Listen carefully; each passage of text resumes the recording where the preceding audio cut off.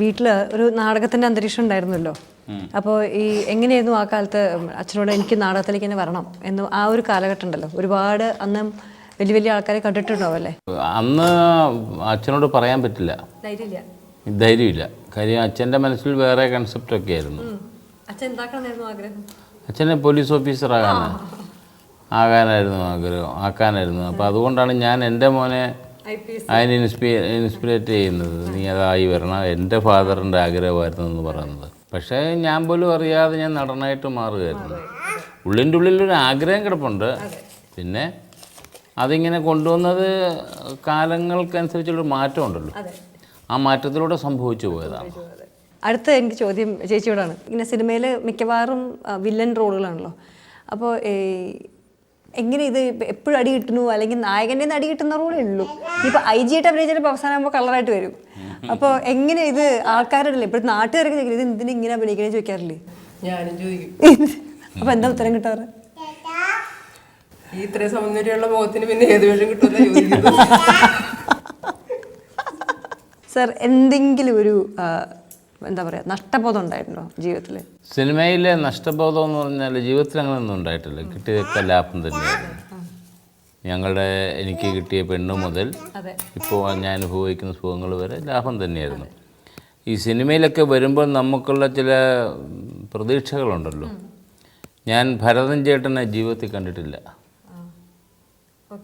അദ്ദേഹത്തിൻ്റെ പടത്തിൽ അഭിനയിക്കണമെന്ന് വലിയ ആഗ്രഹമായി. ഞാൻ ജീവിതത്തിൽ കണ്ടിട്ടില്ല. പത്മനാഭൻ ചേട്ടൻ്റെ ഒരു ചിത്രത്തിൽ അഭിനയിക്കണമെന്ന് ആഗ്രഹമുണ്ടായിരുന്നു. ഞാൻ അദ്ദേഹത്തെ കാണാൻ അദ്ദേഹത്തിൻ്റെ വീട്ടിൽ പോയിട്ടുണ്ട്. അപ്പോൾ അദ്ദേഹത്തിന് അറിയാം, എസ് ജയദേവിൻ്റെ മോനാന്നൊക്കെ അറിയാം. നമുക്ക് നന്നായിട്ടൊന്ന് കൂടിക്കളയാൻ രാജൻ എന്ന് പറഞ്ഞിട്ടുണ്ട്. ഇത് ഞാൻ പ്രതീക്ഷിച്ച് നടന്ന് ആ പ്രതീക്ഷ പൂർത്തീകരിക്കാൻ സാധിച്ചില്ല. പിന്നെ മഞ്ജു വാര്യരുടെ കൂടെ ഞാൻ ഇതുവരെ അഭിനയിച്ചിട്ടില്ല. അതൊക്കെ വലിയ കഷ്ടമാണ്. കാര്യം അങ്ങനത്തെ ഒരു ടാലൻ്റ് ആർട്ടിസ്റ്റിൻ്റെ കൂടെ അഭിനയിക്കുക എന്നുള്ളത് നമ്മുടെ പ്രൊഫഷൻ വെച്ച് നോക്കുമ്പോൾ ബാക്കിയുള്ള എൻ്റെ ഒട്ടുമുക്കാൽ ആർട്ടിസ്റ്റിനോട് ഞാൻ അഭിനയിച്ചു കഴിഞ്ഞു. എല്ലാ പടം കാണാൻ തിയേറ്ററിൽ പോയി കാണാറില്ല. ഒന്നാമത് ഞങ്ങൾക്കൊരു പ്രൈവസി ഇല്ലല്ലോ. പടം നല്ല പടമാണെങ്കിലും ചള്ള പടമാണെങ്കിലും പടം കണ്ടുകൊണ്ടിരിക്കുമ്പോൾ കമൻറ്റുകളും കാര്യങ്ങളും, പിന്നെ പുറത്ത് ഫാമിലിയായിട്ടൊക്കെ വന്നു കഴിയുമ്പോൾ ചിലർ വന്നിട്ട് ചുമ്മാ പർപ്പസ്ലി നമ്മളെ ബുദ്ധിമുട്ടിക്കാൻ വേണ്ടിയ കമൻറ്റുകൾ പറയും. ഞാൻ കുറച്ചു നേരമൊക്കെ കേട്ടിട്ട് പെട്ടെന്ന് പ്രതികരിക്കും. ദേഷ്യം വരുമോ പെട്ടെന്ന്? എനിക്ക് ദേഷ്യം പെട്ടെന്ന് വരും. ഈ നർമ്മം പോലെ തന്നെ പെട്ടെന്ന് ദേഷ്യം വരും എനിക്ക്. ഈ കണ്ണിൻ്റെയും കൂടെ പ്രശ്നമുള്ളതുകൊണ്ട് ദേഷ്യം അങ്ങോട്ട് കണ്ണിലാണ്, മൂക്കത്തല്ലേ. ദേഷ്യം അങ്ങോട്ട് കണ്ടിന്യൂ ആയിട്ട് കാര്യമില്ലെന്ന് മനസ്സിലായി. കാര്യം അങ്ങോട്ടും ഇങ്ങോട്ടും കൊണ്ടു നടക്കണം എന്നുണ്ടെങ്കിൽ ഒരു മാസം കൂടെ കഴിഞ്ഞാൽ കണ്ണ് നേരെയാവും. അപ്പൊ പിന്നെ വീണ്ടും പഴയ ദേഷ്യങ്ങള്. അന്ന് കുറെ ദേഷ്യങ്ങൾ എനിക്ക് ബാലൻസ് ഉണ്ടായിരുന്നു. അത് ഇന്ന് ഞാൻ ചെയ്യാൻ പോവാന്ന് പറഞ്ഞാല് ഓക്കെ. അപ്പൊ അടുത്ത കളിന് ഓപ്പറേഷൻ റെഡിയായിട്ട് അവള് തന്നെ ബുക്ക് ചെയ്തു. ഇവളും ഡോക്ടറുമായിട്ട് ഒരു കൊച്ചു വർത്താനം. എന്താണ് തിരിച്ചിട്ട് സംസാരിക്കാൻ? ഞാൻ നോക്കിക്കഴിഞ്ഞപ്പോ അല്ല അത് കുറച്ച് കഴിഞ്ഞിട്ട് മതി, അങ്ങനെയാണ് ഇങ്ങനെയാണ്. ഞാൻ ഡോക്ടറെ എന്താണ് അവള് പറഞ്ഞത്? അല്ല അടുത്ത കണ്ണും കൂടെ എത്രയും വേഗം ഓപ്പറേറ്റ് ചെയ്യാൻ പറയായിരുന്നു. 5-6 കണ്ണില്ലാത്ത ഭാഗ്യം അല്ലേ? 5-6 കണ്ണുണ്ടായിരുന്നെങ്കിൽ മൊത്തം ഓപ്പറേറ്റ് ചെയ്ത് മൂടി കയറ്റി ഞാൻ ഇവിടെ ഇരുത്തിയത്.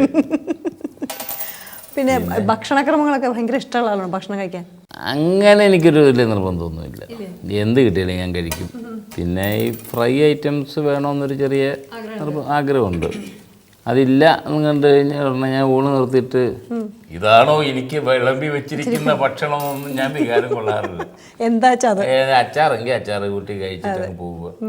അങ്ങനെ മാത്രമല്ല, വളരെ കുറച്ച് ആഹാരം കഴിക്കുന്ന ഒരാളാണ് ഞാൻ. ദൈവവിശ്വാസം എല്ലാ ഞായറാഴ്ചയും പള്ളിയിൽ പോവോ? ഞായറാഴ്ച പള്ളിയിൽ പോകുമായിരുന്നു. ഇപ്പം എന്ന് പറഞ്ഞു കഴിഞ്ഞാൽ ഈ ആ ദിവസമൊക്കെ നമ്മൾ ഷൂട്ടിങ്ങിലായിരിക്കും. രണ്ടാമതെന്ന് പറഞ്ഞാൽ എനിക്ക് പള്ളിയിൽ പോയി മുട്ടി നിൽക്കാൻ പറ്റില്ല.